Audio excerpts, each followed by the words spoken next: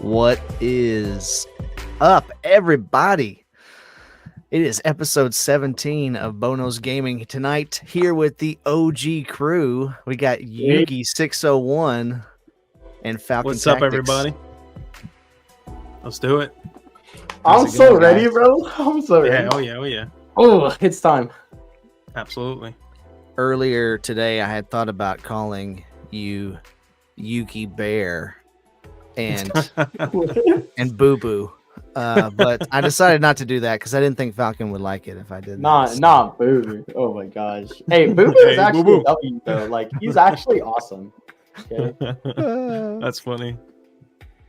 That's pretty cultured meme right there. That's a pretty cultured. Yeah, for real. matchup. For real. I like That's that. I like that super one. classic right there, man. Yeah.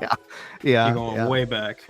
See, way Zach was back. getting on my back for not knowing about these types of shows. My goodness, he thought I didn't know about this. He I'm thought he impressed, didn't know, man. but you knew. I did. My I'm goodness. impressed. You I know was about it. offended when Zach said he didn't think I knew about old TV shows.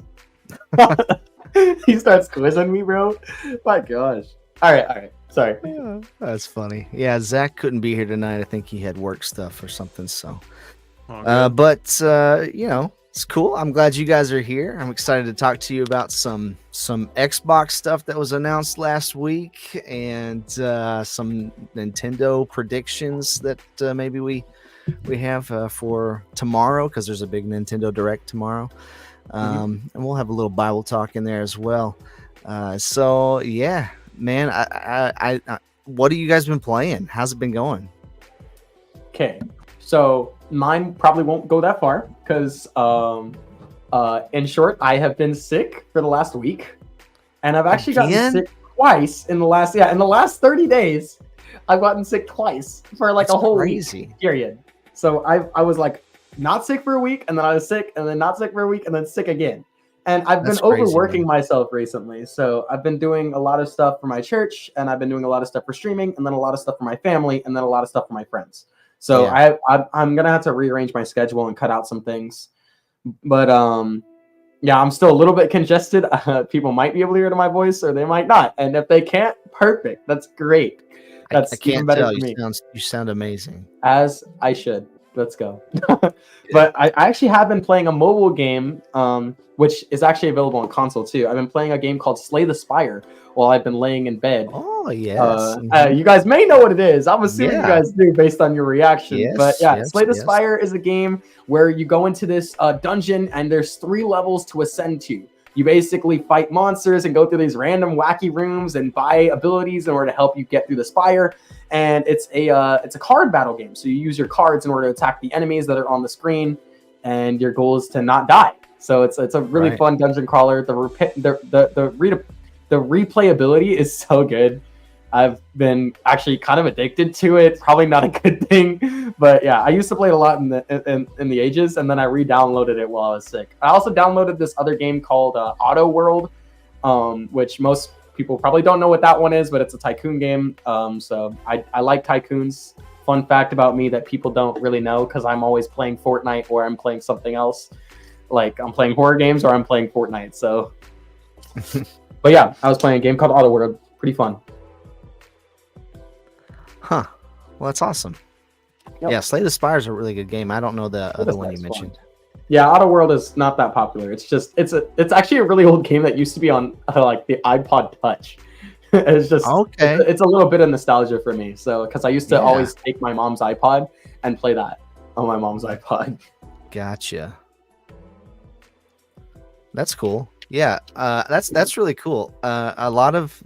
I haven't seen any iPod Touch specific games on any of these emulation handhelds that I do yet, but they do have stuff sometimes like from random things like that just like you can't play anywhere anymore. So that would be cool to see somebody do something like that.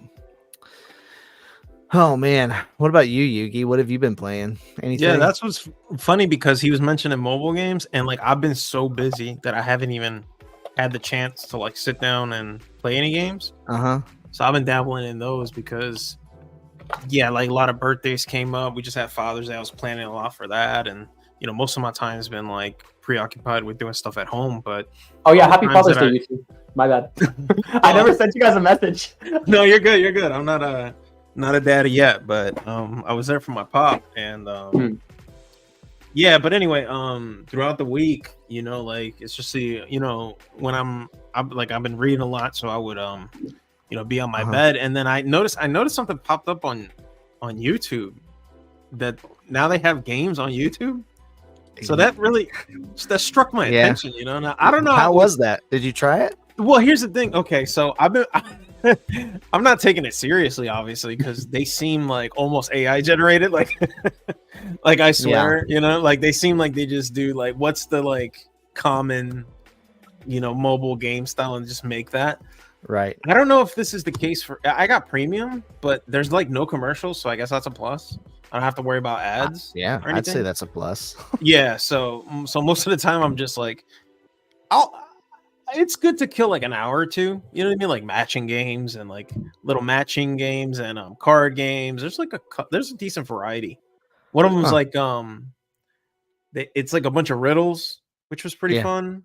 Okay. You can like save them on a playlist, and I'm like, is this what I go on YouTube for? No, but it caught my attention. You know what I mean? I spent a couple days messing with it. It was fun, but it's not something I'm taking like super seriously. But I think it's nice, but does it belong on YouTube? Probably not. But I mean, it's there. It's there. Yeah. I wish you could do it while you were watching a video. That'd be cool. That would be cool. Yeah, they don't. Hello, they don't wandering spirit. Welcome to the You've podcast. wandered upon the podcast. Welcome. Yes.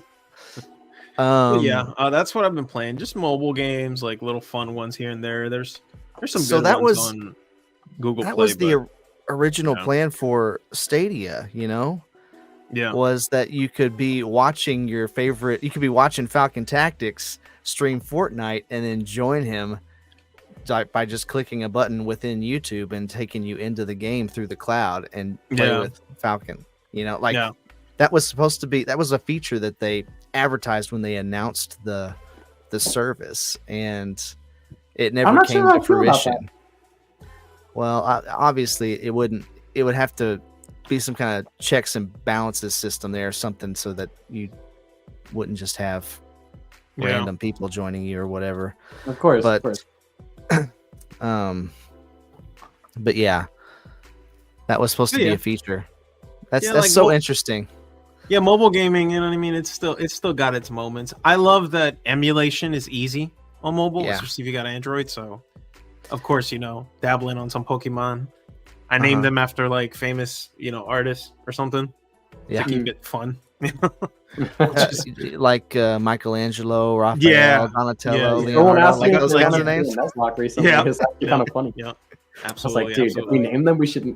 They told me that, they asked me if we wanted to do a Nuzlocke recently. If you guys don't know what a Nuzlocke, it's basically the most simplistic rule is if you catch you can only catch one Pokemon on each route, and if that Pokemon dies, it dies forever. So you can't ever use it again. And so permadeath. But also the other fun part of it is that since you guys are playing together, if your one died that you caught, like let's say you're on Route 27 and they're on Route 27, and they both catch a Pokemon, if yours dies, their Route 27 Pokemon dies too. So even if they didn't actually die. Anyways, point is, they asked me if we want to do it, and they said we should name it after gemstones. And I was like, what? Yeah. Okay. And then I said no. So yeah, I don't know. It keeps things fun when I play it, but maybe I shouldn't talk about this because we don't want the Nintendo SWAT team to like come to our house, but let's just say people do some really cool stuff with these Pokemon realms. That's all I'm gonna say on that. Mm-hmm. Yeah, that's true. That's true. It's cool. It's cool. Agreed. That's been mainly what I've been playing, but hopefully go back into like sit down console PC gaming soon. I gotta upgrade my PC. Hopefully this next month. So this is a tangent, but talking about the games on YouTube that they just did. They also just I guess today maybe yesterday announced a Google Play service like almost like Apple Arcade, I guess, but on Google. But it's in beta, but you can join it now. I think. I don't know. I always struggle with Google's services because they never seem to take them completely seriously, and then they end up shutting them down after a year or two. And but Reflex Google. apparently that was, and I don't know why you would release it in beta either. Like, that to me already makes it feel like you're not taking it seriously because you haven't even finished. No, they're only doing it as a response to what Apple's doing. Let's be honest. You know, because their stuff is impressive, but I don't know. I don't think. Well, you know how it is. Catching trends, dude. That's what they're trying to do. Yeah. I think their rewards program is perfect. Like, so if you spend enough cash, you know, you get rewards back, and then you can redeem it as actual cash. And I remember I used most of my Google points to buy a book, and I thought that was pretty cool. You know, like, stick to that. You don't gotta just copy off Apple every time they do something innovative. You know. No. Well, they all copy each other at some point in some way. You know. Yeah. But anyway, so I've been playing. I've been playing. I started this weekend playing. Do you guys remember these? Yo, wait, is that? That's Skylanders? Skylanders? Oh, no. Skylanders. Oh, is that Skylanders? I bought a ton of Skylanders like 10 years ago. That's funny. Thinking someday I'm going to play this with my kids. And this weekend was finally the weekend. And we busted out some Skylanders Swap Force. And these Swap Force characters are cool because they're magnetic. And you can take them apart and then swap them together and make new characters. And my son thinks that it's so cool that you can do that. And so we've been playing that the last couple of days when we had a chance, and it's a lot of fun because it's actually really cool. Like after the first night, I said, well, because he's seen the figures before, but I've never let him play the game. Just because he was too little, and I just didn't think he would be able to do it, you know. And so we got done playing, and I was like, "Well, man, what did you think? Was it everything you hoped? Was it as good as you thought it would be?" And he was like, "Actually, Dad, I think it was even better than I thought it was gonna be." And I was like, "Okay, let's go. We got him." He's like, we take those. We got him, boys. For real. He's hooked. Yeah, so that was really fun, and I beat on this little guy. I beat Teenage Mutant Ninja Turtles 3, the Manhattan Project on the NES, which was insanely hard. I mean, these NES games are so hard, and I've known that for decades. And on this one today, for the first time ever, one of my favorite games of all time is Batman the video game. It's based loosely on the Michael Keaton, Tim Burton Batman from 1989, and it gets so hard. I've never been able to beat it. So today, literally, I've beat it for the first time ever. I've spent 30 years trying to beat this game, Falcon. 10 years longer than you have even been alive, and couldn't beat it. I turned cheats on, though. I didn't really legitimately beat it. I don't think it's beatable. I got to the last couple of levels, and I said, I don't think anybody's ever beat this legitimately. That's how hard this is. It is insane. I don't know how you get through the level without just being completely obliterated. Yeah. And but the music in that game, man, that game is so good. The music in that game is phenomenal. Like, it's just so good. So that's what I've been playing. I think my biggest gaming experiences have been happening like when I play games that I've played like started like 11 years ago and then stopped because it was just like I had such a hard time with it, and then came back to it, and then it was like so much fun coming back to it because I just realized I was like, oh, all you had to do was push the box, like something like that I wasn't able to capture when I was like 8. And then I was like, yes, I came back with my new skills, and I was like, oh, it's time. Now I get to conquer this game. I thought that Batman would be like that, like I'm an adult now. I've played games for years. I can beat this. No, I can't. It's too hard. The Construct, what's up, my man? He says, yeah, that Batman game was fire. Yes. Yo, let's go. Glad to hear it. It is such a good game. I feel like I've been playing something else too, but I forgot what it was. I don't know. Before we move on to the next topic. VR. Sorry. I was playing something in VR. Ooh, let's go. But it's fine. I don't have to talk about it. What do you got, man? Okay, so my family has been known for having like a huge collection of games.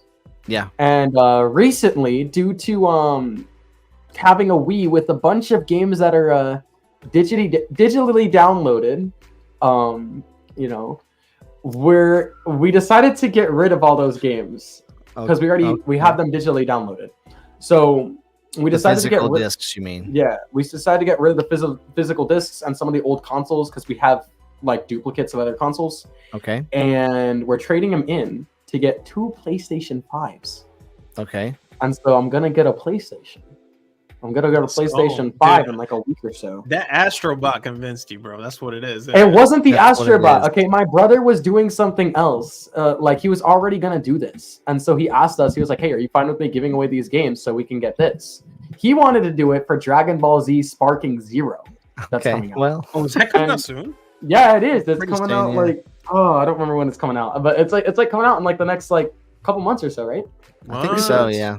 No, so I'm excited for it. I'm not gonna lie. Oh yeah, I'm not normally excited for fighting games because I suck at them, but this one's so terrible. I'm kind of excited. Yeah. So, but so yeah, no, fun. the Astro Boy convinced me. But also now that I'm getting one, I'll be able to play Fortnite on it too, and it'll run a lot better. So my streams will be a little bit higher quality for that. And then the other part of it is I can also play God of War Ragnarok because I'm gonna steal it from one of my friends and play the whole thing. Oh yeah. So, of course. Have you do you play on the Xbox or on PC Fortnite right now? I normally do for Fortnite. I play on Xbox right now. I play on Xbox One X.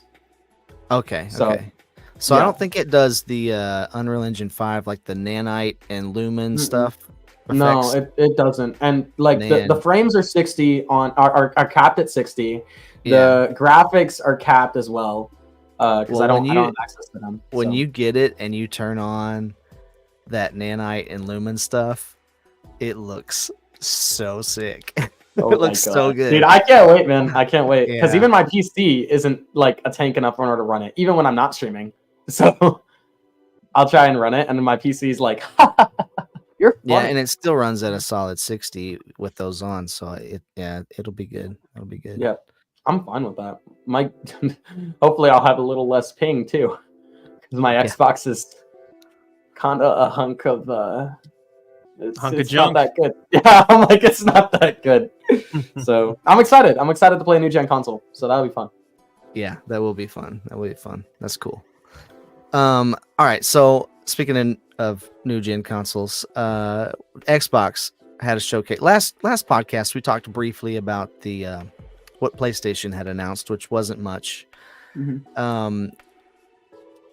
8 days ago, so 2 Sundays ago, Xbox had their game showcase, and they announced it was like almost 2 hours, and they had game after game after game, and it was probably like maybe their best showcase ever that they've ever had.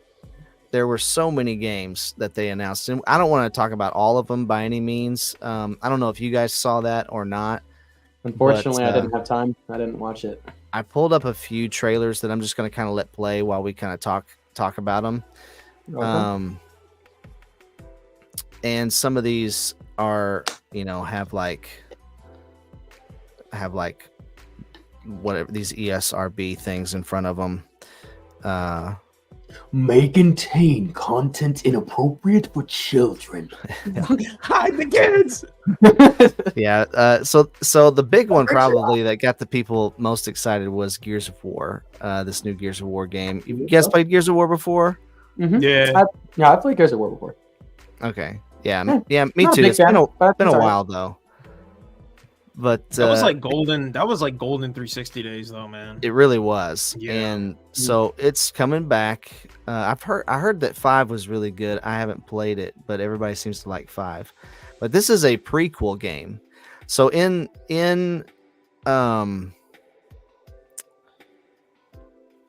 Gears of War, they talk about E-Day, Emergence Day, when I guess the locusts show up or whatever.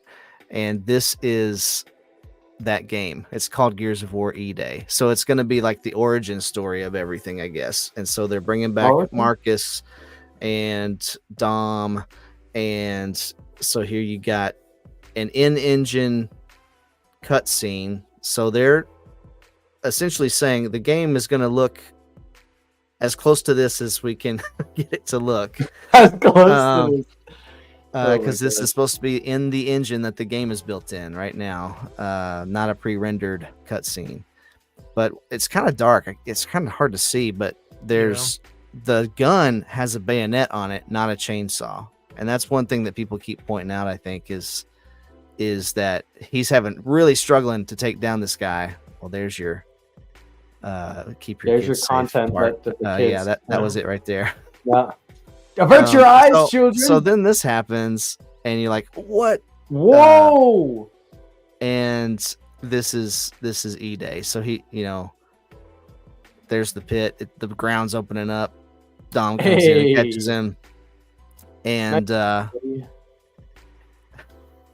is gonna sell. Let's be honest. Hands him his bandana. Yeah, for some reason. A game for people who have never played the Gears of War series at all. So it's a good introduction game because it's a prequel. And for the people who've already played Gears of War, they're gonna be like, "Oh my gosh, we finally get to learn more about this! I can't wait!" Right? And it looks good too. It should really, build the lore out more. I think. Yeah. And it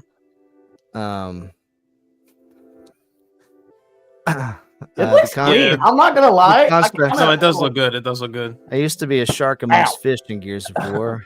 Then wall bouncing became the meta in multiplayer, so it took the fun out of it. It's one of the best third-person shooters in my opinion. It is. It is one of the best. Yeah. The bayonet was the first Lancer.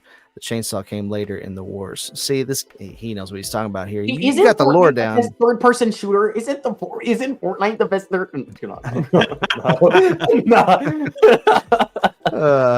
Oh my goodness.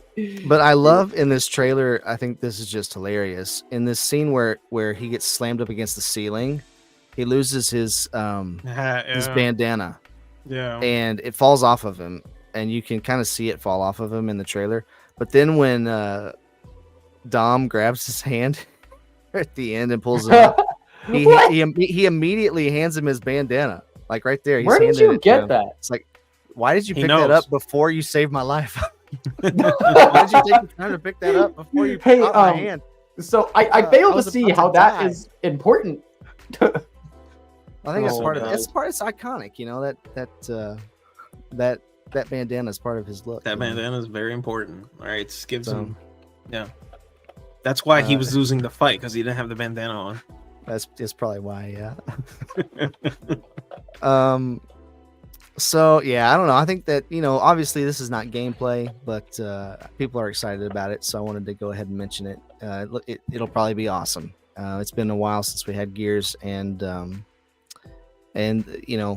they've always looked good. They've always played well, I think. And so I think people are really excited to see, again, more about the lore. Probably going to be really good. We also got another Fable trailer. I'll just let this one play. I know, Yugi, you've told me about Fable before. You played Fable back in the day, and I've never played Fable. Wait. What is this going to be, though? What is it? Is it a prequel or a sequel? So this is a mixture of, again, in-game cinematics or in-engine cinematics and gameplay, but it does a little bit of both. It looks really good. I think it looks better than the first time we saw it. But this guy's telling a story about the girl that's the main protagonist. Let's go. And it sounds like, see, it says he's retired, so he's telling the story from back in the day. But at the end of this, she shows up. Not to spoil it, but she shows up, and so it kind of seems like they're going to be going through multiple decades of her life, telling her story. But I don't know that for sure. It's just what it seems like to me. Yeah, I played some of the Fable games before in the past too, and I'm not gonna lie, not a lot of them have they've been really fun, mostly just because they really give you a lot of freedom in them in order to pretty much just do whatever you want. Especially Fable 3, they basically just let you do your own story and make a lot of decisions that have an impact on how the end of the game actually works out. for you, you can literally kill off the princess at the beginning of the story, and then she's just dead the entire time. Or you can keep her alive, and then she's just alive the entire time. That's it's weird. It's funny because you're trying to get an army in Fable 3 to go help you fight this war, and so you have to basically influence all these people, and so your decisions have an influence on how the story goes around. So I'm wondering how if they're gonna do anything like that, like how they did in Fable 3, and give you a lot of choices to do it, and then he's gonna basically tell the story based off the choices that you make. Or if it's going to be a preordained story. I don't know. I'm not sure. Whatever it is. See, there she shows up at the end. It seems big. Whatever it is that is happening, it looks big to me. Like it looks like it's an epic adventure, right? Mm-hmm. And the again, like if that's really what the game's gonna look like when you're playing it, then it's gonna look really good. That's clean. Yeah. Did you see that aura coming off of it? Was that just me? Because like that was clean. Here, right here?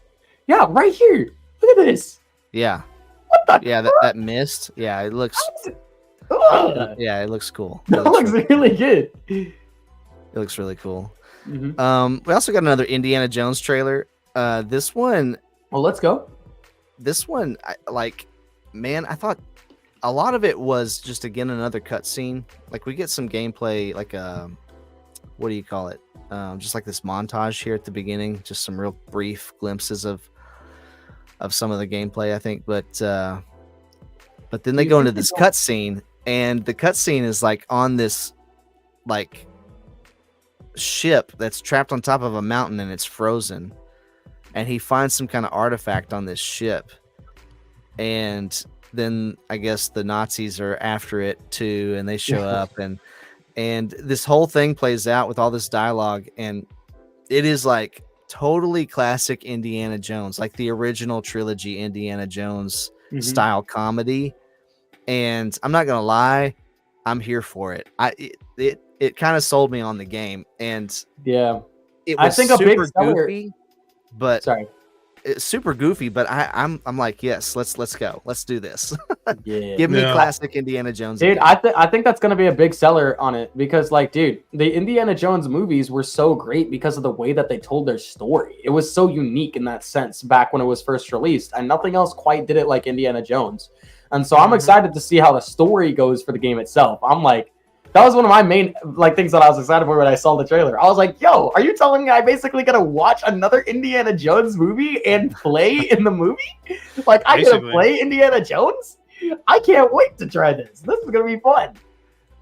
So I mean, I haven't gotten to watch this trailer yet, but I'm also scared that they haven't shown much gameplay because they're scared of what they're gonna show. I'm wondering if the gameplay itself is as good as all these cutscenes that they have. Well, again, this is supposed to be an in-engine cutscene, like not pre-rendered.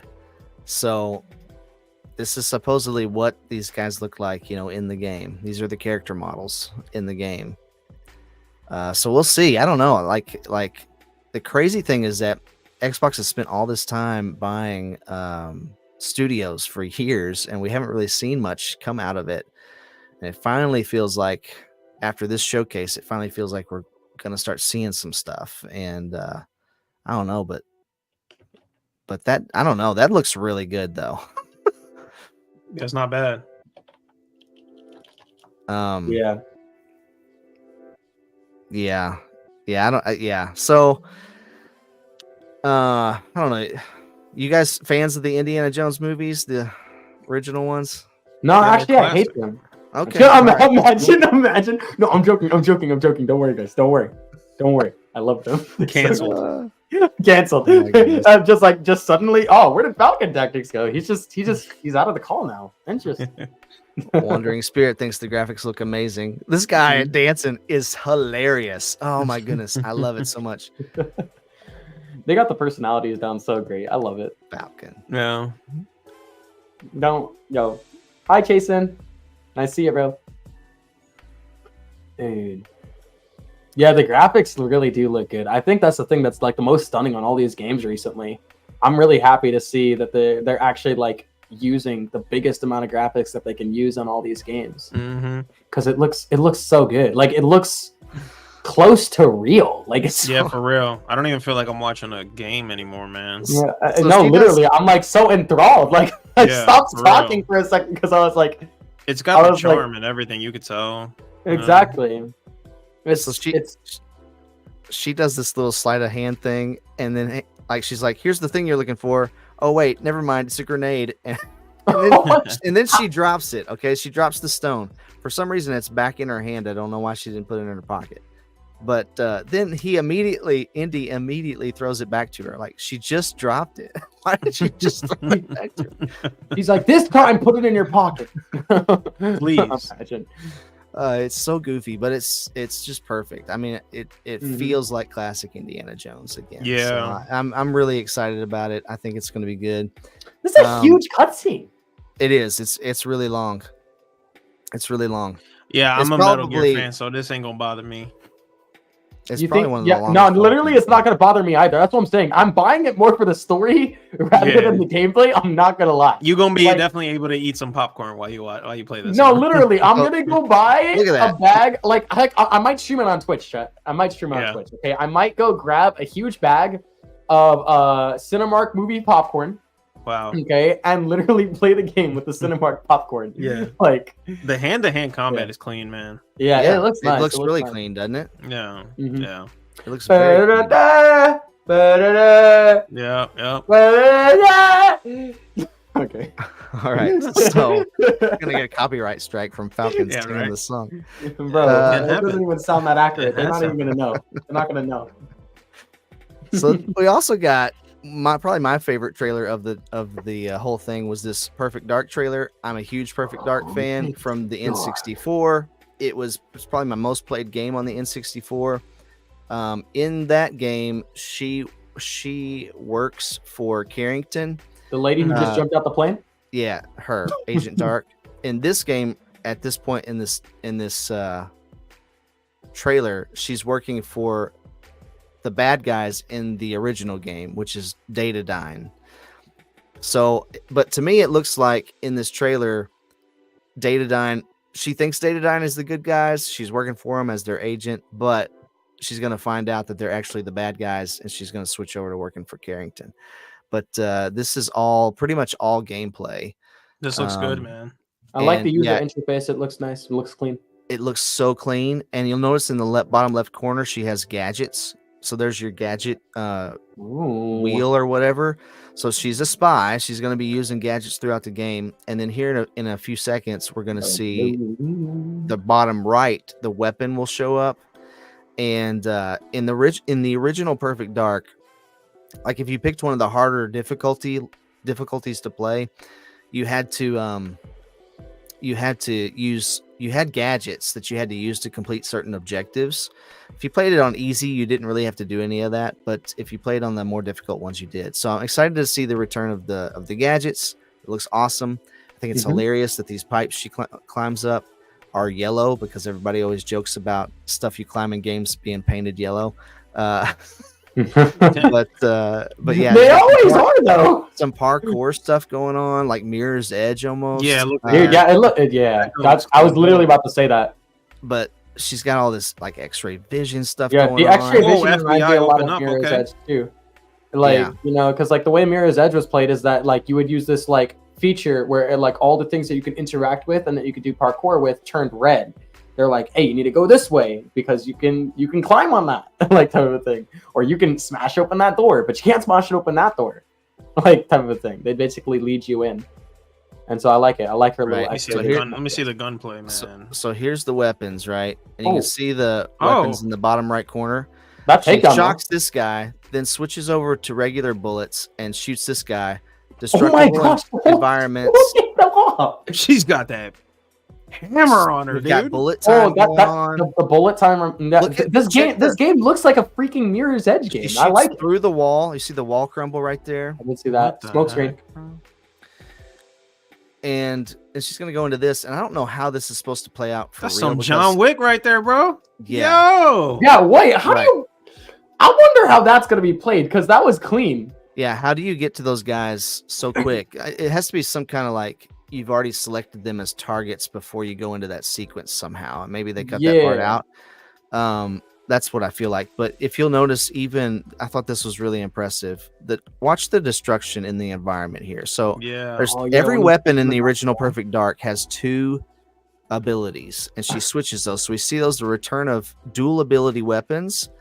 But watch, like you said, look at the oranges fly off the table, and shoots through the wall. The wall crumbles. There's still oranges in the yard here. You're going to see in just a second when she kicks this guy down.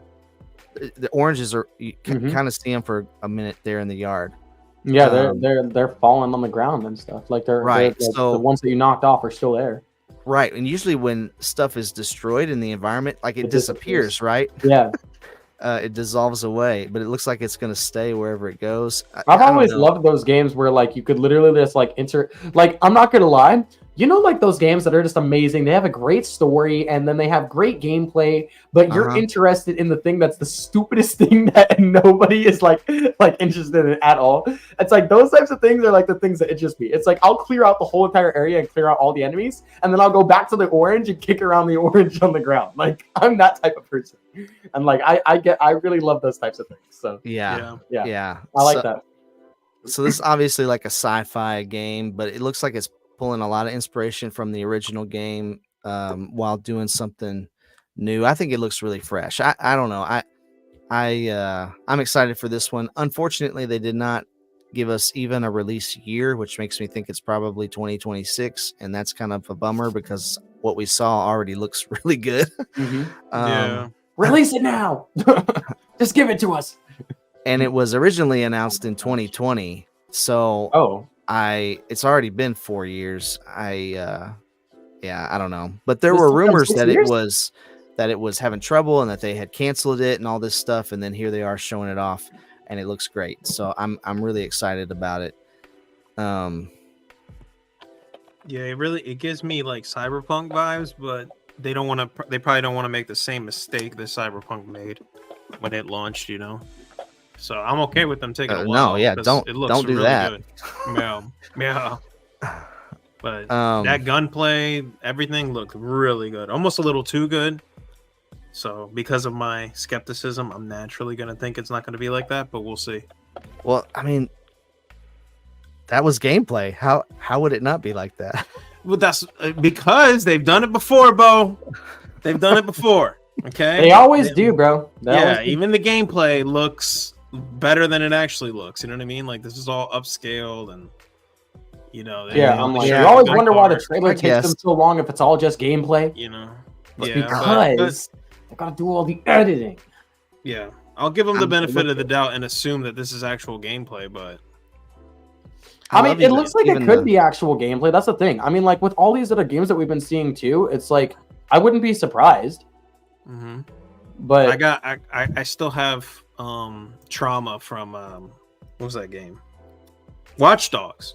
Watch Dogs look like a game that would come out now. Then when you played it, the graphics was completely toned down. So I don't know. Again, like I'm keeping my cards in my chest here, but hey, man. I mean, if they make it look like this, here's the thing. This is good, man. I think if there were no HUD, I would be like, is this gameplay or not? But because the HUD is there, and I see the HUD changing based on what she's using. Right. Like she had like a combo thing when she attacks the people. Let me see something. Can you go to a point when she shoots someone? Let me see something real quick. I just caught something. Yeah, when she shot it, like a combo thing type like popped up. Okay, I want to see the ammo count real quick. I want to see if it goes down because during that cutscene, the ammo didn't go down. Probably because it was like a sequence. That's what I'm thinking. Again, so I'm being super. You know what I mean? There's two things here. She's got the shock. It goes down to 8. Then she switches to bullets. It starts on 18. There's 17. Yeah. She's going to take this guy's gun, but back to 18. Goes back to 18. So she's reloaded. 17, 16. Yep. The trip. 13. Oh, it went down like a lot. You see, that's going down. If she reloaded, why is the ammo count 90 still, Bo? Where? I don't trust these people. See, I don't know. Maybe you mean back here where she's sliding on the ground or something? No, when she does this little takedown here, this right here, the ammo count doesn't go down. It's at 61. Well, no, he's saying it's at 18 that time, and then he shoots those two guys. Like she shoots those two guys, and it's still at 18 for those two shots. But I'm kind of with Bo on that one. I think that one is probably like some sort of story related thing. So like that right there, it probably takes you out of gameplay, even though it looks like gameplay. Yeah. And then see, because like her whole visor probably glitches out, and then she probably fades, the screen fades to black, and then it takes you to the next scene or something like that. There's probably something with it. Even with keyboard and mouse, there's no way for that one specific sequence. There's no way to snap to those guys that quick and that clean. Exactly. I mean, everything else looked like gameplay. So in the one game that I could think of that this reminded me of was Splinter Cell Blacklist, and in that game you could go into like a slow motion sequence where you select your targets, and then he would pop up out of cover and go bam, bam, bam, and just take them all down really quick. But you had to like build up a meter to get to be able to use that or something. I can't remember quite how they did it. But yeah, I feel like that's got to be what's going on in that specific part right there, because but these other parts I feel like are normal play, but right here, I don't know. I like that she does that, and then she turns back around and smashes this guy in the helmet. And those blades of grass, man, look how many blades of grass there are. That's what I mean. That's a beast of a graphics card right there, boy. I don't know what this is running. I don't know what engine they're using for any of this, but anyway, I'm excited about it. Same. I think it looks good. Yeah. So it looks great. If you remember, a couple of weeks ago, we talked about this game. This game. All right. We're not going to watch this whole thing again, but do you remember talking about this game? Yeah, this thing. And how? Oh no! How generic it looked. Yeah, and how just there's no new ideas here at all. So this 5v5 shooter, okay, Concord coming to PlayStation. Well, we got another 5v5 shooter in this Xbox showcase. Except this one, just watch this and tell me what you see. Tell me what you see in this one. It's called FragPunk. Well, I wanted to tell you, I saw the big robot that's from the PlayStation game. Wait, sorry, that's not the same robot? My bad. No, it's not the same. It's called FragPunk. Yeah. I'm in. Sorry, I don't know what his voice is. That's just what he looks like just now. Lights on. Nobody's home. This reminds me of like a Valorant cutscene. No, literally, that's what I'm thinking of. Yeah. I like it. I like his hair. Okay, he looks fresh. Wait for it. Because that's smirking though. What the frick? Bro, Mag tagged him too. This reminds me of the League of Legends show. Oh my gosh. Wait, there was a League of Legends show? On Netflix, yeah. Dude, what? Oh my gosh! Oh, I thought he died. Did he just do what's his name's ability from? He's doing the guy Phoenix's ability from Valorant. He just did it twice. Is he gonna do it again? Oh my goodness. Yeah, okay. He's doing it over and over again. But no, he's pulling a freaking Doctor Strange out here. Wait, like what? Just wait for it though. Okay. Use this. Oh no. Listen, this ain't no Yu-Gi-Oh, okay? I'm not trying to reveal my trap card. Not the cards, man. The abilities though are so cool. He just flipped the room upside down he did. With that card. Huh. I can't remember. I didn't see what that one's called. Dragon's Breath. Breath. Look, fire. Wow. I wonder where they got that. But I think that art style looks so cool though. Yeah, the art style, the mix of art styles actually does look clean. But this is a cutscene, Bo. This is a cutscene. I don't think they're gonna for sure. This is a cutscene for sure. Yeah. I don't think they're mixing the art chain style. reaction. Okay, so here's my point. At least it looks interesting. Yeah. Blade Master. Oh, okay. Again, it's a 5v5 shooter, but you get cards that you use, and you have to pick the cards you want to use in battle beforehand, right? Is what it looks like. So there's some strategy. Oh, hey, they did mix the art style. My bad. and then you use them in the game. And some of the things they've come up with, I feel like are unique. Yeah. They're like that's funny. They're like newer ideas. Some of them I think are just new ideas. And okay, so their me, 5v5 is all right. Yeah, this is actually creative. This is actually unique. Yeah, they said, okay, let's make a 5v5, but hey, how about we do this unique thing where we just give the characters random abilities, but let the players choose the abilities that they want. You know what I'm saying? So it's not like, oh, let's play as this specific hero, and then this hero has this ability. I'm assuming that certain heroes have like their own special card that only they can use. So this guy thinks he's taking this dude out, and he's like, oh, wait, no, I got something for you.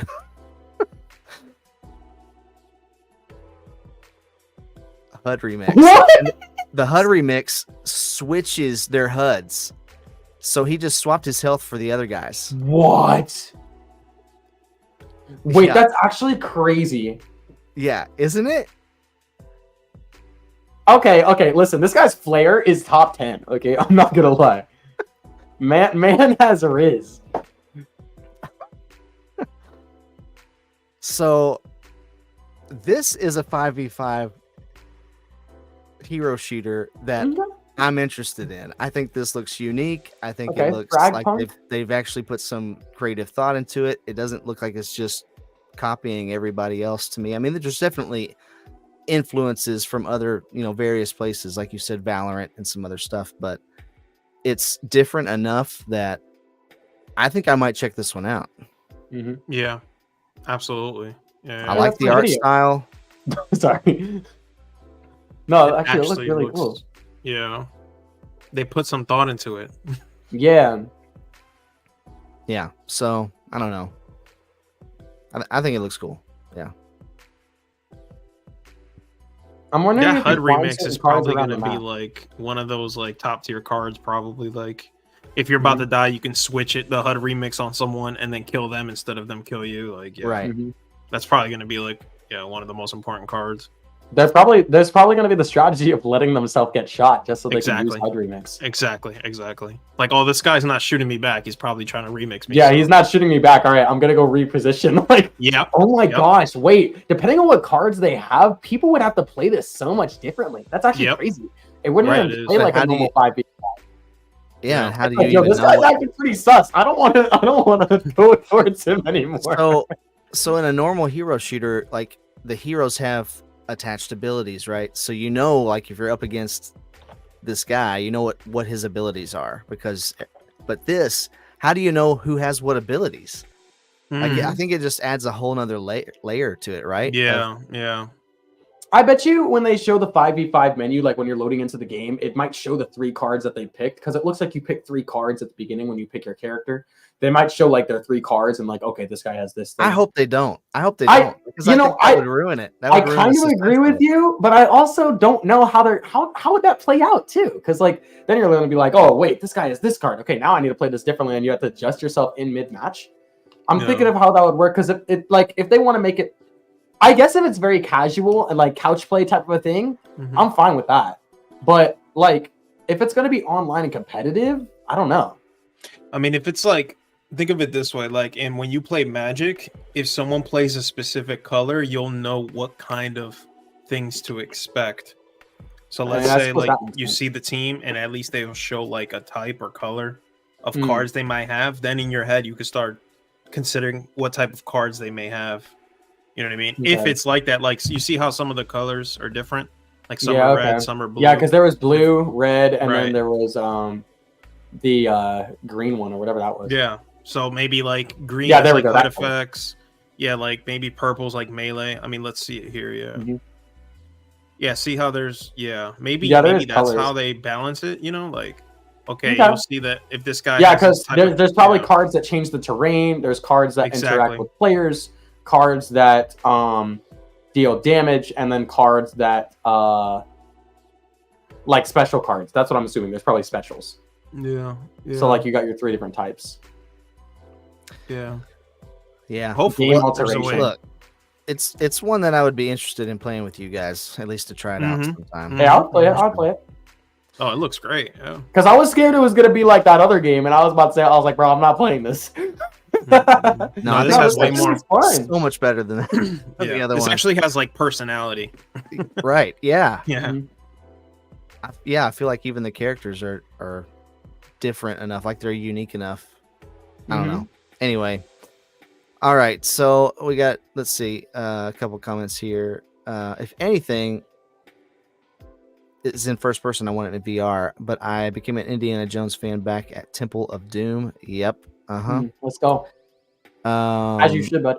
Dude, getting really into it. Yeah, that's what I was singing. Hi, Draco. Hi, Draco. How's it going? Yeah. Let's see here. We got one more trailer, and then we're gonna kind of transition topics here. But I wanted to show off a little bit of this Doom trailer because I know Yugi loves Doom so much. His favorite Christian game, Doom.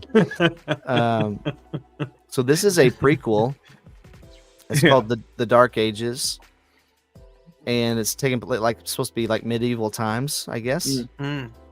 Wow, that roof just really came off. Of course, there's a giant mounted laser gun on top of that tower, so I don't know how medieval times it really is, but he does have on a like fur cloak, and because why not? So it's like one of those futuristic medieval games, and he has a shield as well. Winter's coming, you know. Gotta stay warm out here. Yep.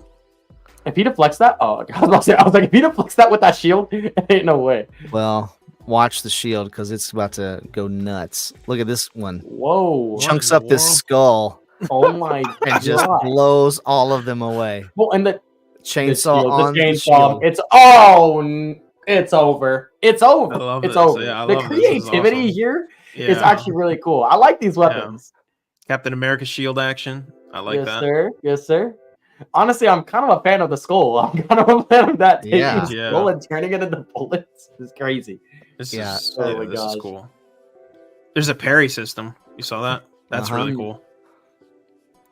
And he kicks. I don't remember him kicking in the Megazord Doom action. What in the world is this? Fly a dragon. You gonna fly a dragon? Yeah, you get to fly a dragon. What in the world? Okay, listen. So Yugi, I know you like Doom, all right? So like, what is this? What the gun is this? Dude, I don't know, man. They just said, you know what? Just So I remember seeing these giants in the last one, right? Not that one, but this one right here. Yeah. Mighty Morphin Power Rangers. Well, you see some of them that are dead, I think, don't you? Even. So it looks like they're like walking around in the background in the second one. So I guess now you can actually fight them, which is really crazy. Yeah. All I can think of is Power Rangers song right now. Stupid. That's a great song. Oh my gosh. Yeah, I mean, hey, you know what? 2025. Yeah, that's pretty good, man. Yeah. So a lot of people were excited about that one too. It does look good. If you're into that franchise. Looks good. Yeah. So it got me thinking a little bit about, spiritual warfare, and because he's out there slaying demons, and sometimes we talk about like everybody has their own demons. Like we kind of use that phrase. It's like a cliche, right? And battling your own demons and stuff like that. But for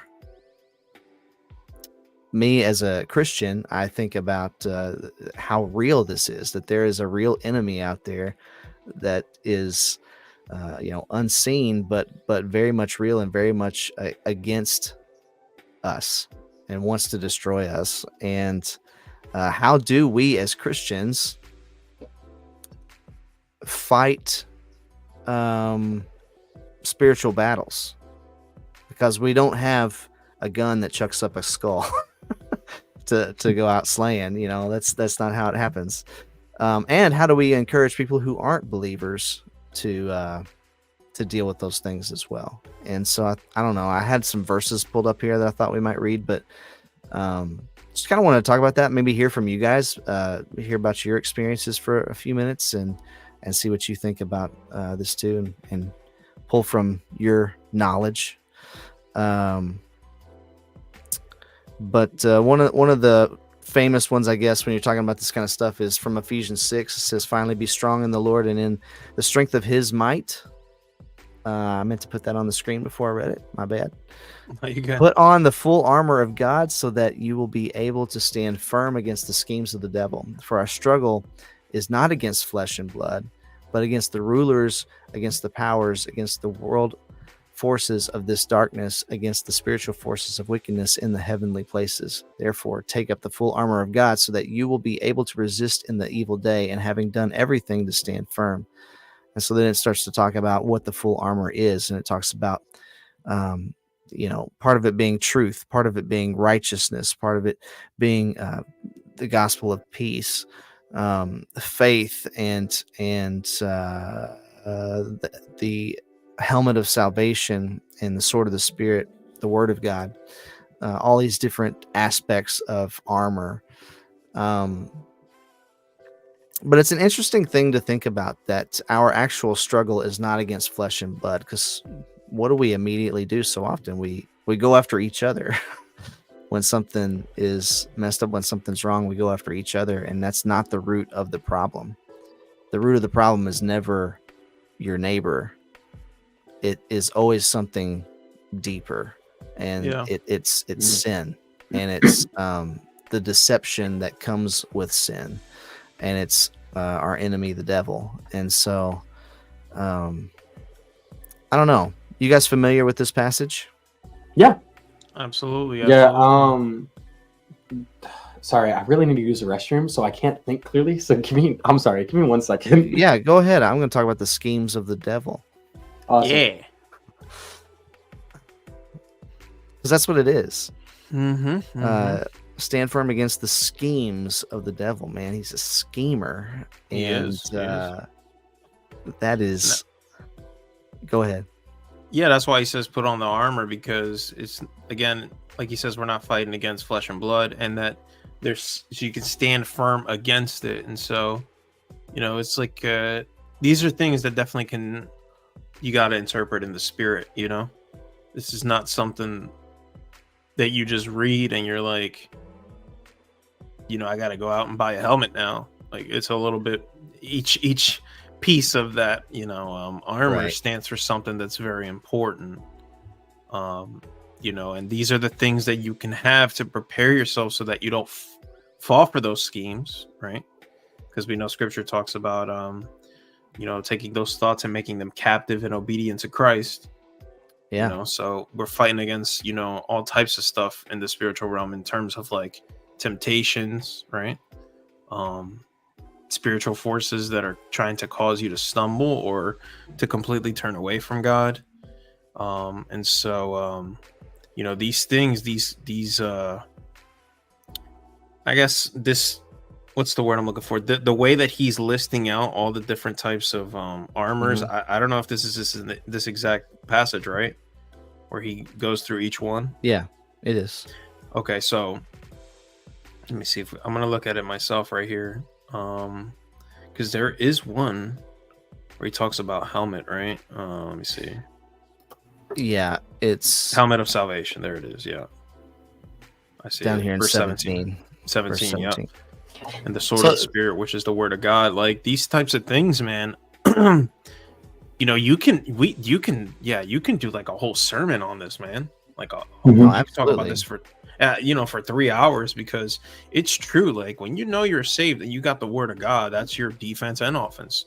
You know what I mean? Like it saves you, and it protects you. And then that word of God is, because a lot of times, especially when it comes to us as Christians, like we're on the defense. No, we're on the offense too. These types of things. We don't have to sit here and allow things that we know and most people will understand that's blatantly evil. We've got our toolkit, the word of God, to go against these evil things that people are trying to push, so. Yeah. I mean, Jesus also demonstrates that when he's being tempted in the wilderness for those 40 days. He demonstrates that by using the scripture and fighting the devil with scripture, even while the devil is using scripture to try and twisting it, obviously, and trying to use that against him. God comes back with even more. Like there's so much scripture in order for us to fight back and to put up a good offense and defense. I mean, you can also look at Paul as well. Paul in his ministry, when he's been writing his letters, and a lot of the apostles in the book of Acts end up using the scriptures in order to back them up and attest to when people start putting up an attack towards them. So it's used a lot in the Bible too, and we can see how we're supposed to use it in our lives. Yeah, so I keep going back to this word schemes. The schemes, because it just, and this goes right along with what you guys are saying. If I'm scheming against Yugi, I don't show up and go, "Hey Yugi, I'm scheming against you today." Like I'm like, it's not a thing. I'm not going to be obvious about it, right? I'm not going to tell you what I'm doing. I'm trying to deceive you. I'm trying to trick you, and that is what a scheme is, and that is what the devil does to us. Now, the only way to not be deceived and not fall into this trickery is to know truth. And so there's two things that really pop out here to me. Is that one, once he starts talking about putting on the full armor, the very first thing he says is, "Stand firm, therefore, having girded your loins with truth," or having put on the belt of truth, is what some other translations say. So he's talking about armor, like a Roman soldier's armor. And the belt was that central piece that held all the other armor pieces together. Like it's what kept everything on the soldier's body. It's what kept it intact on him. So the belt was super important. And he starts there. It's like, put on the belt of truth, because you've got to be equipped with the truth. But then you get to the bottom of this part here, and he says, and take the helmet of salvation and the sword of the Spirit, which is the word of God, which is also, we know, the truth. So he bookends the whole armor section. It starts with truth and it ends with truth, and everything in between is sandwiched between truth. And if we're going to see through the schemes of the devil, we have to be armed with truth. It is so important. It's absolutely vital. Absolutely. And notice too, that like a Roman soldier's loins, your sword would be hooked onto your belt. Right.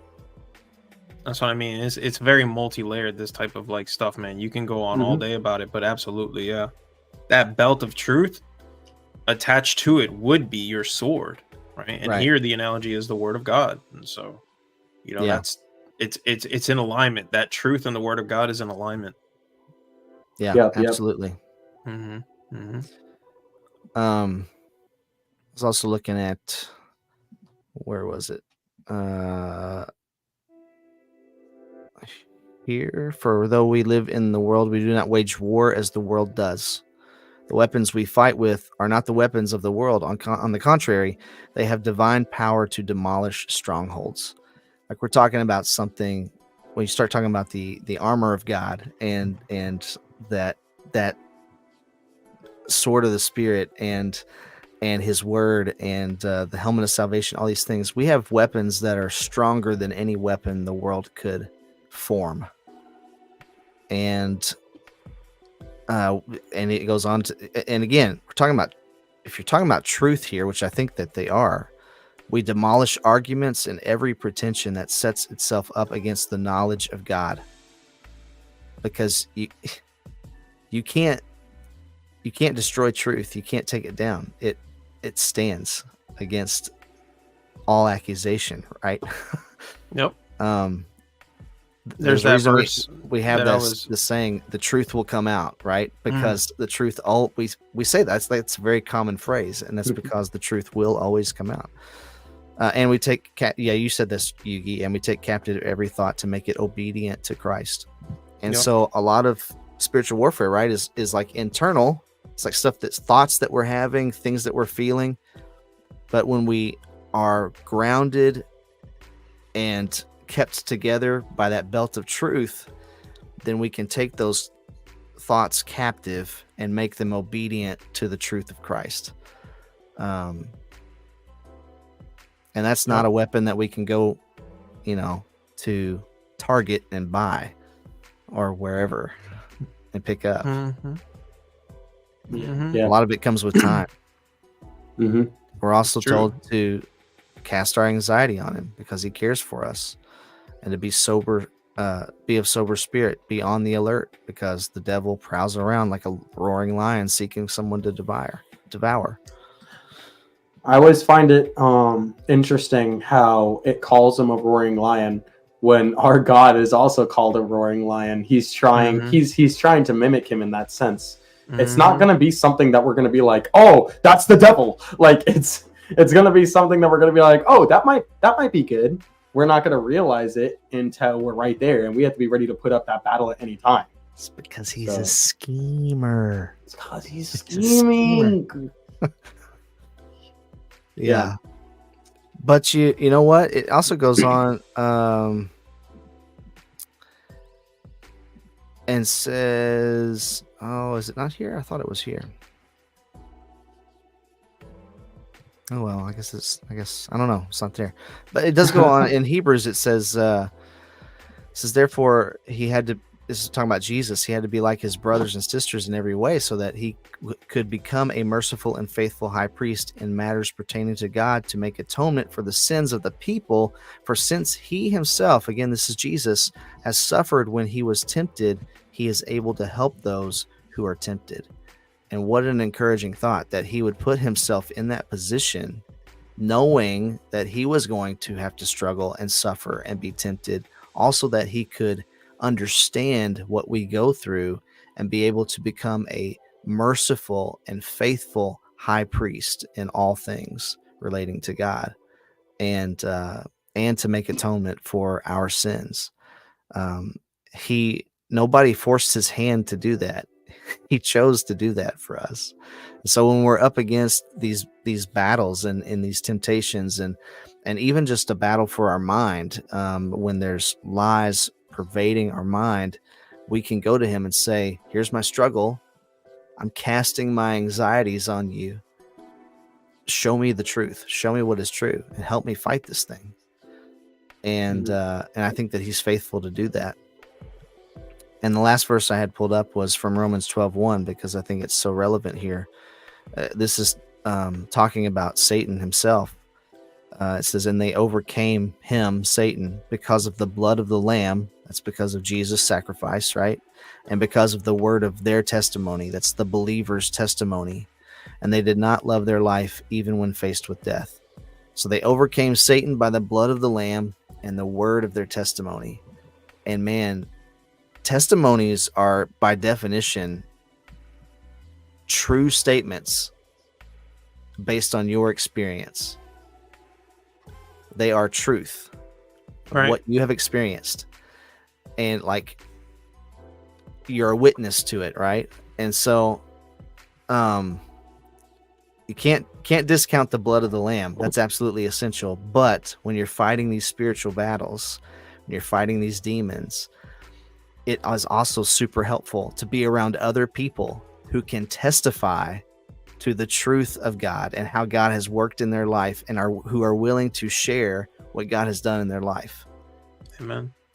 That's right. And I think it's one of the greatest tragedies that I see in a lot of modern churches is that they don't share what God is doing in their life enough. They don't talk about it enough.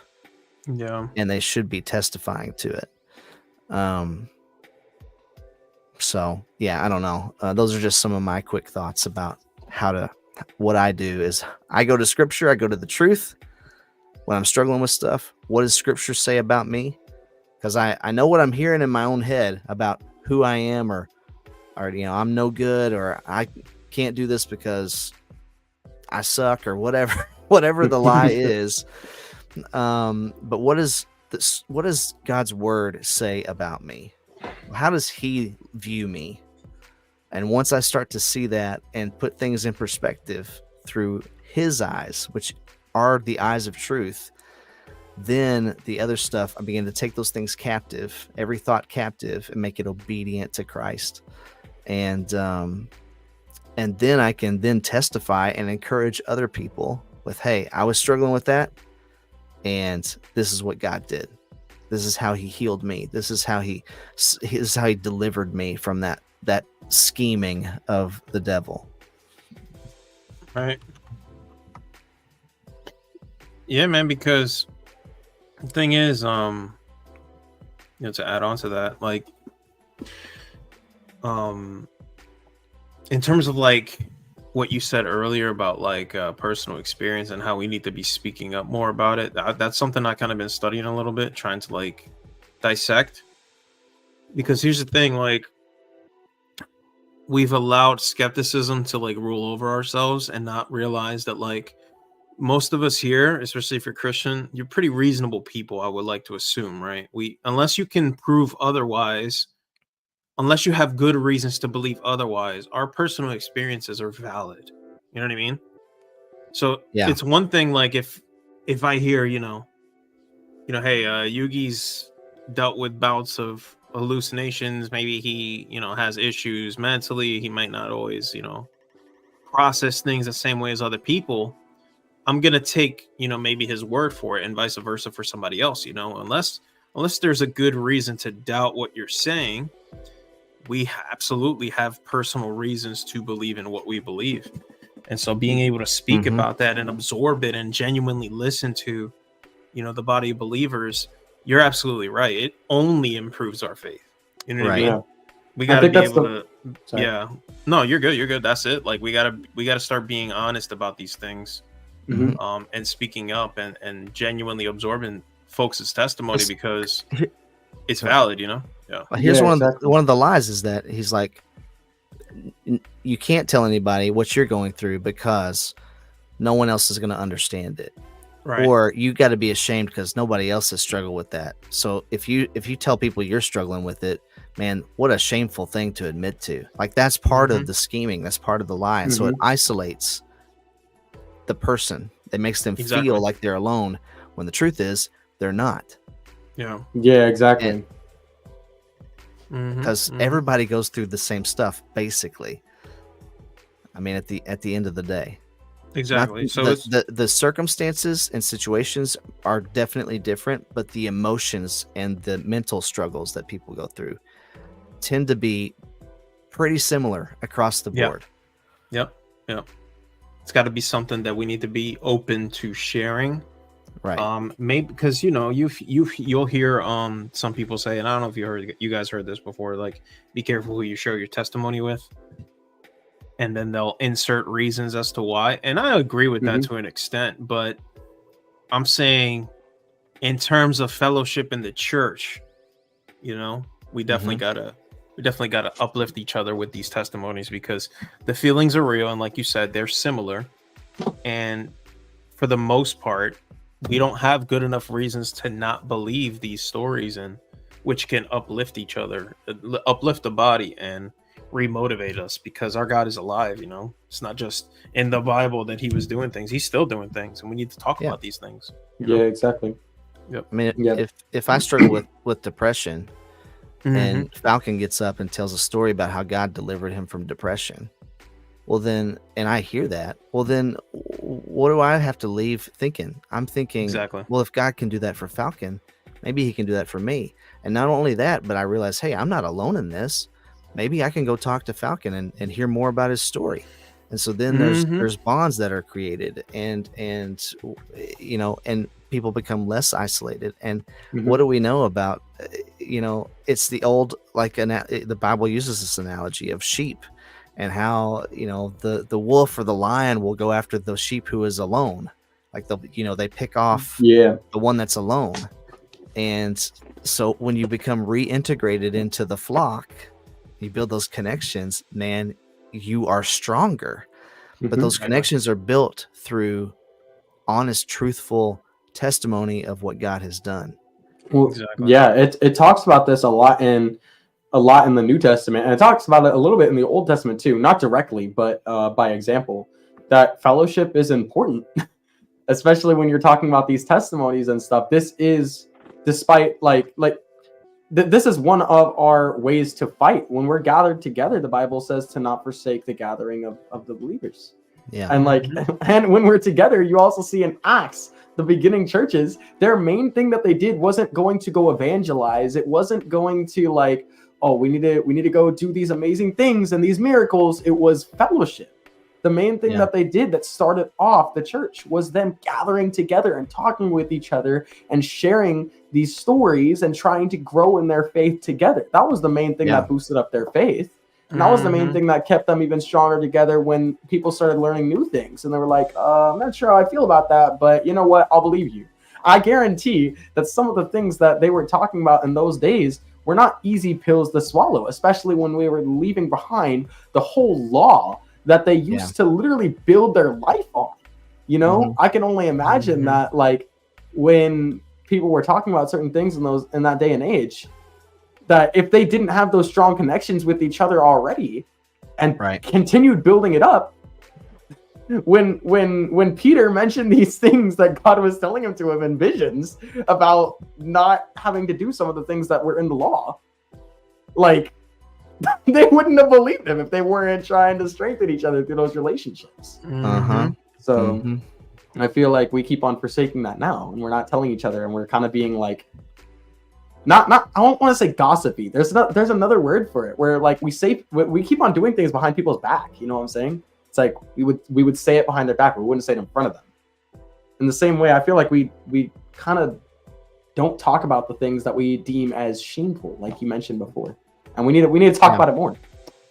It'll help us out. Part of sharing your testimony is saying, here is this thing that I once probably was ashamed of.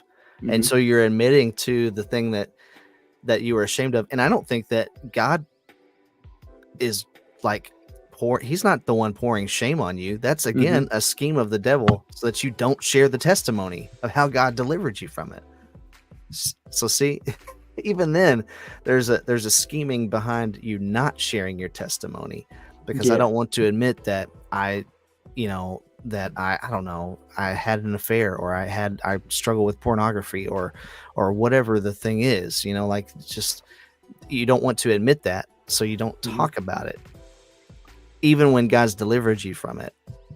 But that's not how it's supposed to be. We need to be telling those stories because it shows God is more powerful than the thing that you're struggling with. That we don't fight with the weapons the world has. We fight with weapons stronger than that. And they tear down fortresses. That's what that verse said, man. The weapons of God tear down fortresses. Oh man, yeah. The construct here said, agreed, people are too afraid of it sounding like a flex, but we have to listen well too. When one shares their blessings, it's proof that good things happen, not something for you to envy or detest. Yeah, I don't know that I've ever heard someone share their testimony and left discouraged. Yeah, agreed.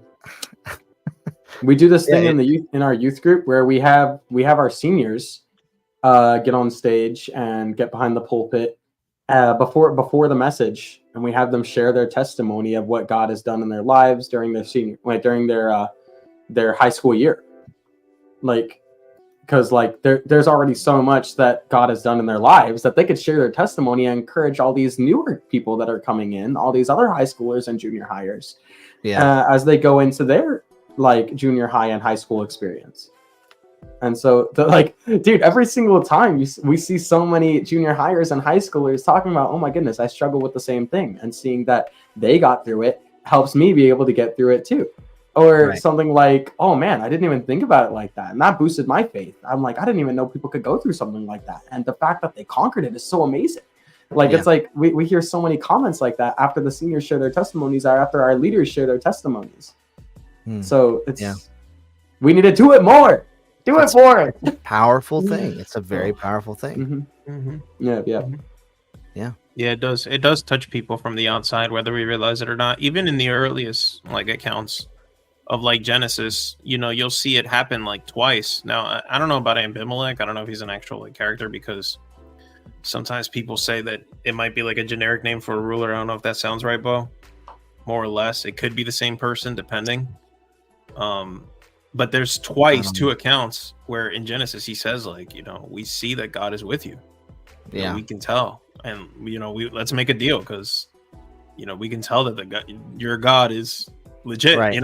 So yeah. You just never know. You don't know. People are always listening, people are always tuned in, people are sharing, people are talking, and even from the outside looking in, like I do a lot of stuff online, and you'd be surprised how many non-believers listen to us talk to each other just to hear, just to understand, it'd be that one story that crosses them over the edge, It might be. Yeah. There might Not be some to point of those out the people lurkers, right but now. I mean, yeah, I was about to say that. I'm like, 100%. we see you.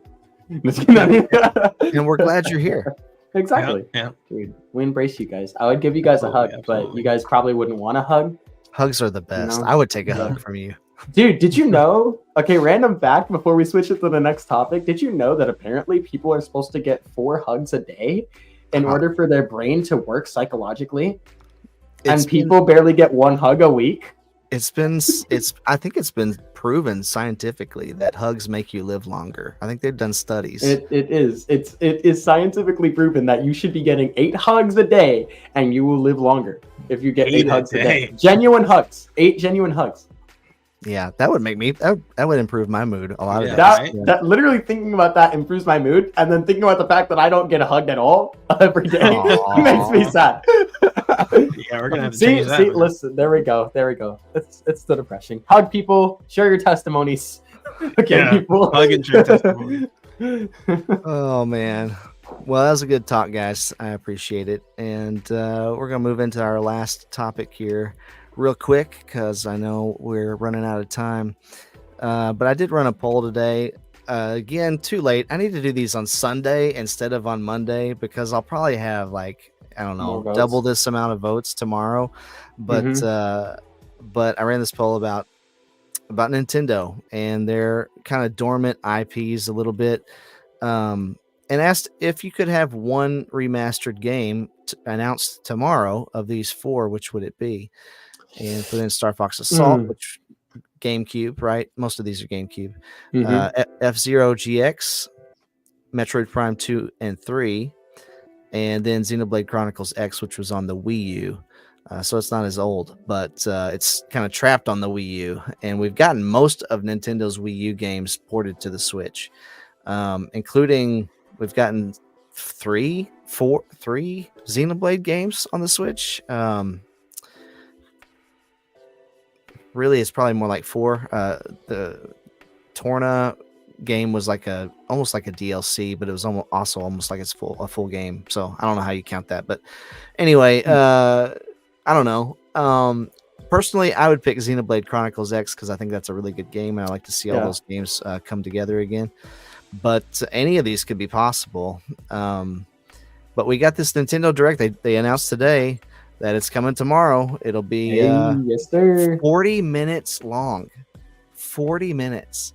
And the Switch is supposed to, I thought a year ago the Switch was doing its last Direct and it was its swan song and we were getting the last announcements, and here we are a year later. Still getting announcements. They got 40 minutes of announcements somehow tomorrow morning, and I have no idea. But I expect that they will be announcing at least one game that's going to surprise everybody that's releasing this fall as like a holiday game. With 40 minutes, they better like what I was assuming is they could either announce the Switch 2, whatever that is. Yeah. They could give us something about that and say, hey, joke's on you guys, it's coming out this holiday, and something like that. They could do that and then announce a game to go with it that's going to hop on the Switch 2, so they could give us their Switch 2 trailer. They could do that. If they don't, that's a very high-end thing. I don't think they will, but if they do, I will be very happy. If they don't, I think, like you said, Bo, they're going to give us a game that we're not expecting at all, but we will gladly take it. Yeah, I think that Switch 2 is not happening at this direct, but if it did, it will break the internet. The internet will be broken tomorrow if they announce it. I just don't think they will. It would just be so unexpected. I feel like it will be its own separate thing. The announcement won't be 40 minutes long. You know, at the very most, they might say, stay tuned for more info on the Switch successor later this year or something like that. But other than that, I don't think they're going to mention it at all. Well, yeah. I mean, since they haven't already built hype for it. I mean, like, I think all the hype has been being built by people themselves. They're like, hey, the new console has to be coming out soon. And, you know, because, like, it's been, like, a long time. So Nintendo hasn't said anything. So I kind of agree with you. I think that, I don't think it's coming tomorrow. But I don't know. Do you guys have any IPs that you would like to see them bring to the Switch at this point? You got any thoughts there? Whether it's a remaster or a brand new game in some kind of franchise? Yeah, that's tough because there's so many. Their library is so big, and it's like at this point, they're not really lacking on anything, man. Yeah, no. I like the list there, but let me see if one. I would love to see, like, I know they're not going to do this. They're probably not going to do this until their next console, but I would love to see them do, like, another Zelda game that's not like Breath of the Wild. You know what I'm saying? Okay. I don't think they will, and I don't think they'll do a remaster because they've already done so many remasters and so many, like so much work for Breath of the Wild already as it is. Yeah. But I feel like they haven't given us a Zelda game that's felt like the old Zelda for a while. So there's two things. One is that literally right before we got on here tonight, I saw an article pop up that said some leaker has leaked that they're announcing a new Zelda game tomorrow. And I guess it's the same person who said that the direct would be on the 18th of June, which it is. So that gives it maybe some validity. They're usually not on a Tuesday. They're usually like on a Wednesday or Thursday. So picking Tuesday is a little weird, but I don't know. Maybe we'll see. We'll see in just a few hours. But the other possibility is that they did remasters of Twilight Princess and Wind Waker that were both on the Wii U. They were, in HD, and so people, like, the rumor for a long time has been that they've just been sitting on those two games waiting to release them whenever they feel like they need it. I feel like that'd be stupid. That'd make me mad. They do that a lot. They sit on stuff until they're like, they need something in a slot, and they're like, okay, now it's time. Let's put it out there. Yeah. I mean, they gotta have a backlog. It's important for a company especially like Nintendo. They gotta have that. So I get it. I would love to see Wind Waker. I've played both of those. That would be so amazing. I think Wind Waker just still looks amazing, like graphically, and I don't think Twilight Princess has aged particularly well, but Wind Waker still looks so good, and I would love to see that again. The art style of that game reminds me of a lot of indie games that are coming out right now, and the cartoonish art style just doesn't age. Like it just stays. It just stays as it should. You're just like, dang. You come back to it and you're like, dang, this is still just as good as I remember it. Yeah. And so that's good. Yeah, those graphics are timeless. Agreed. Did you come in here just for the Tapatia? Okay.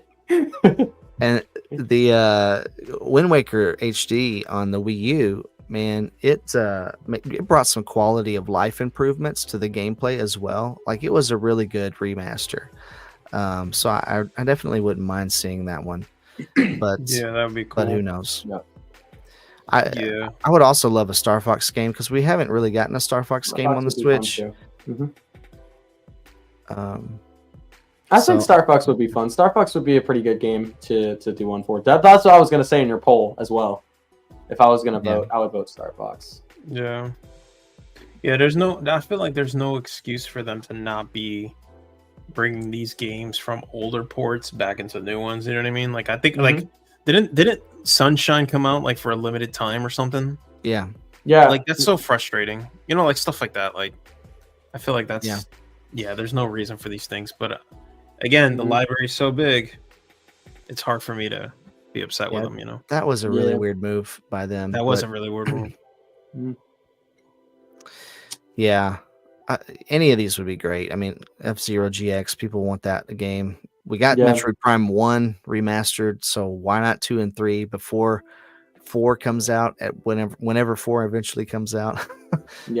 Which they also announced in 2018. And it's supposed to be made by Bandai, and then Bandai I guess it wasn't working, and so they went and took the game back to Retro Studios, who made the original 3, and so they've been working on it since then, but we haven't seen or heard anything about it since then. But they restarted all over. Like it was already in development. They announced it, and then they got rid of all of it. They threw it all away and started from scratch. Dang. So I kind of feel like it could be one of those cross-gen titles for them, where they're like, here's what it looks like on Switch, and here's what it looks like on Switch 2. Like that could be cool, you know, to show the improvements of hardware on hardware.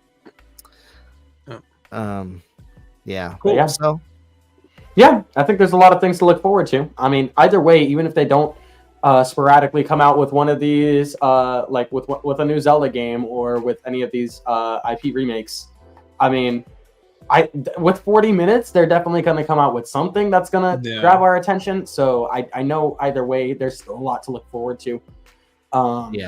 It's not an indie direct, so they're going to give us something. Like, because their directs just go bam, bam, bam, bam. They just go. So their directs are always really good. They always have a lot of content in it.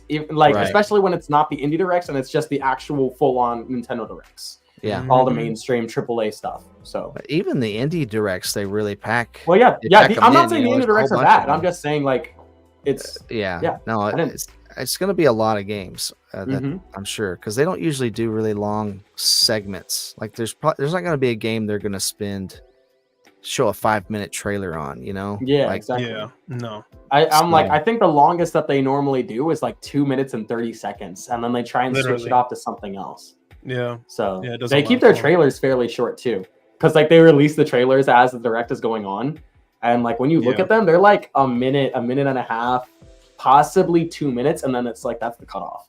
Right. And then if it's a very special thing, they'll have the creator come out and talk about it a little bit. They're like, hey, blah, blah, blah, blah, blah, blah. Very excited to have this with you. Okay, goodbye. And like, that's the whole thing. Like, so, yeah. I'll tell you what I'd really like to see is Punch Out.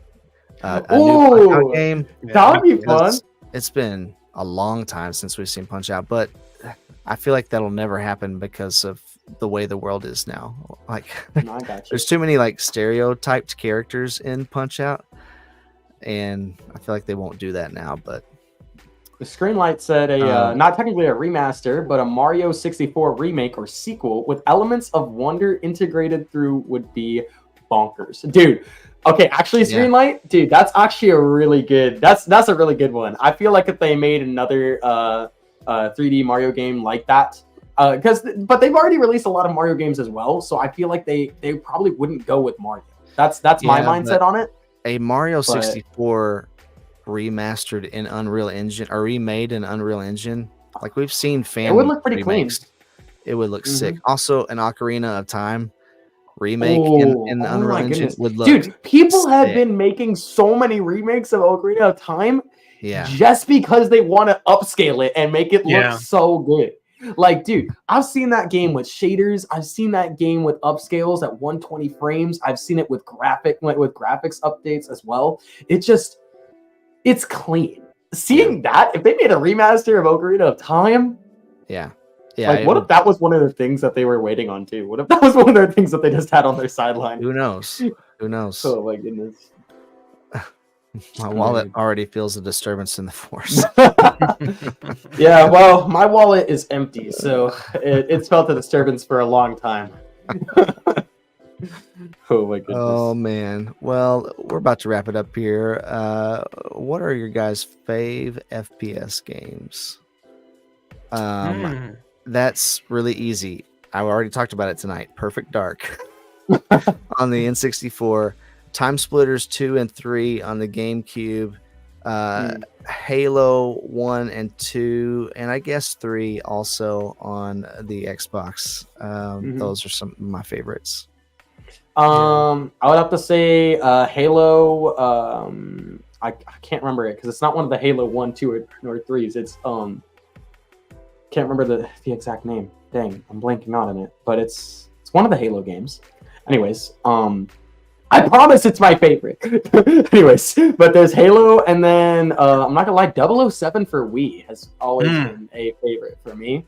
The nostalgia of that game and playing it with my brothers in our room on our freaking square TV, like our 16 by 16 TV, like the memories of that is too good for me to let up. So I really enjoyed that one. It's just a nostalgia game for me. Yeah, I think we all agree on Halo. That's the funny part. I was gonna say Halo. Yeah, Doom 2016 also. I like that one a lot. Yeah, ooh, let's go. Yeah, you can't go wrong with that Yes, one. sir. Yeah, definitely. Halo, Borderlands is pretty good. And then if I had to pick another one, all-time favorite FPS. Wow, that's a hard one, man. Yeah. Because there's so many good ones. Yeah, if I had to list one more, it'd probably be COD. Like a Black Ops 3 is what I'm thinking of. Like, well, not even Black Ops 3, Black Ops 2.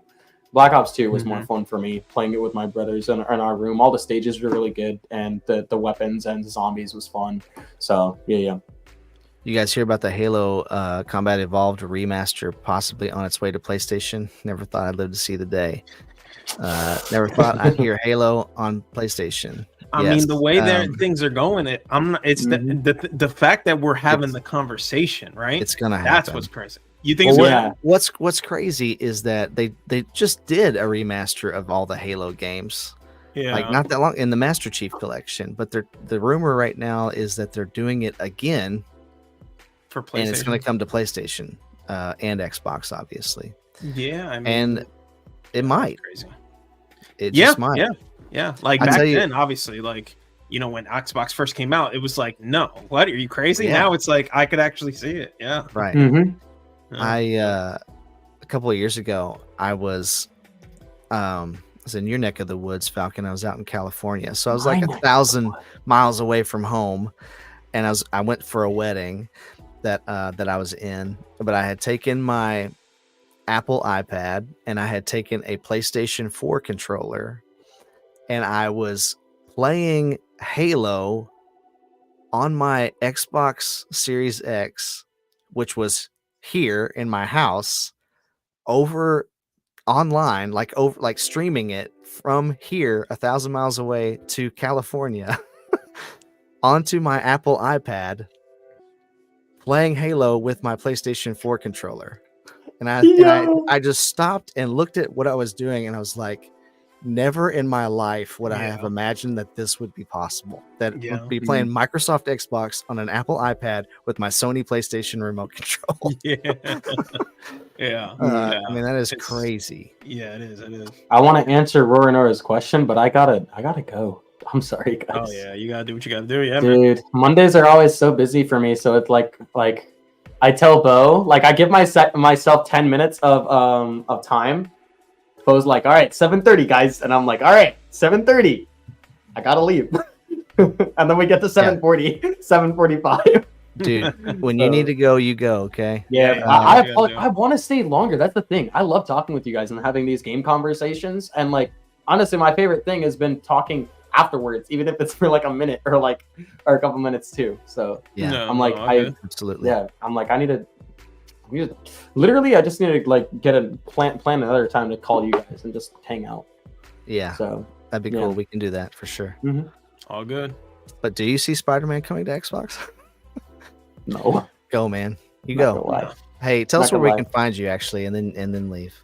All right. Well, you guys can find me here on the YouTube platform. I am currently doing live streams Monday through Saturday, 12 p.m. PST to 6 p.m. PST. And on Wednesdays and Saturdays, it's 9 a.m. PST to 3 p.m. PST.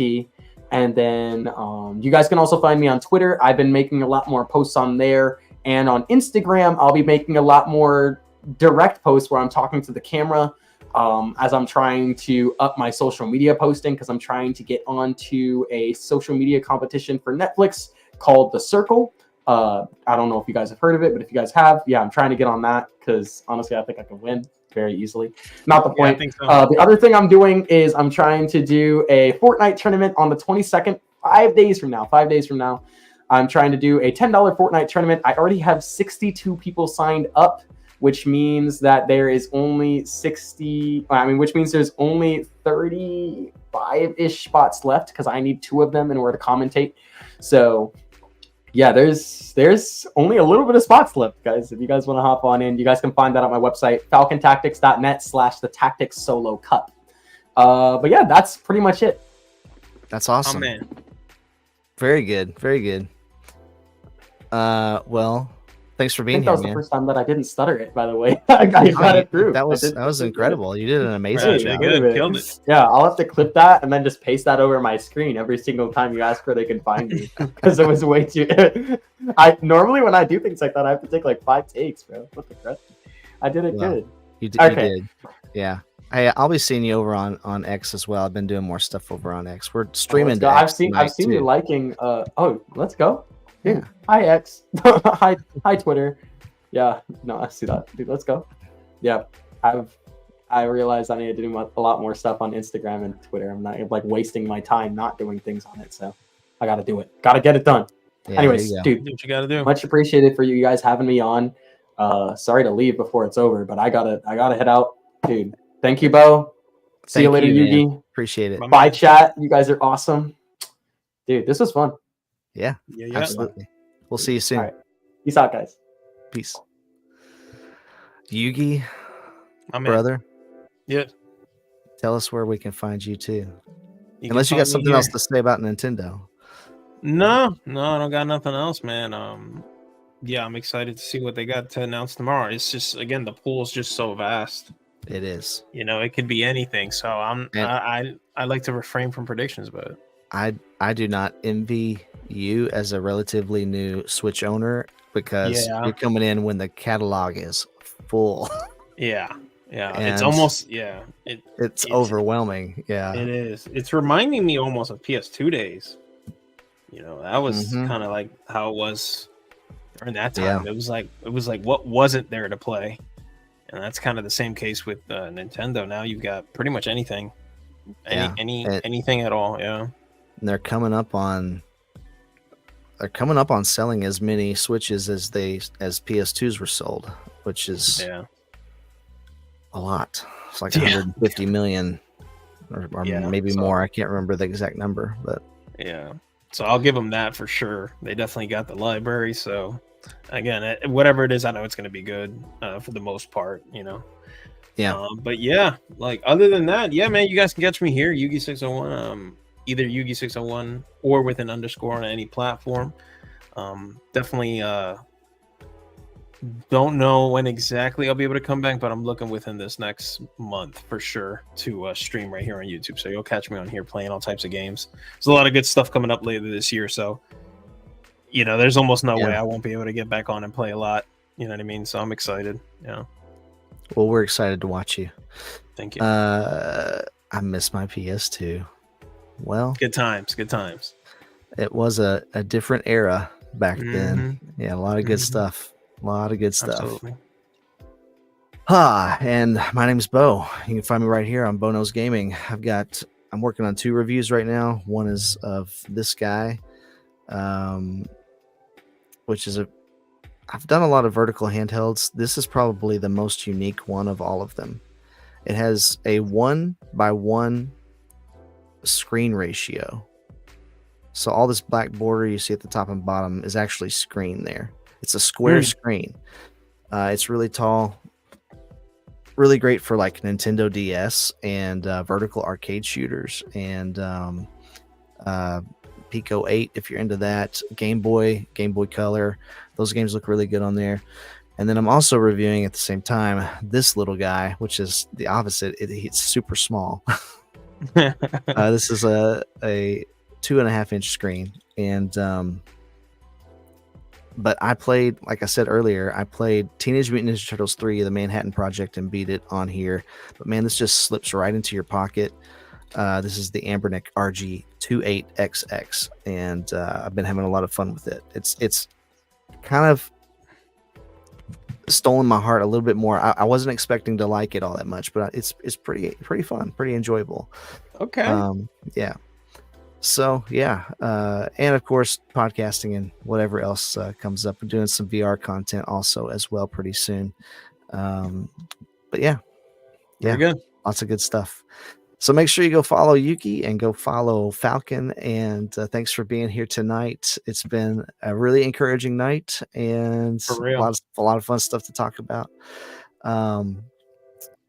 When is the next live? The next good question. That's a great question. I should say that kind of stuff. See, I'm still new at this. I don't know.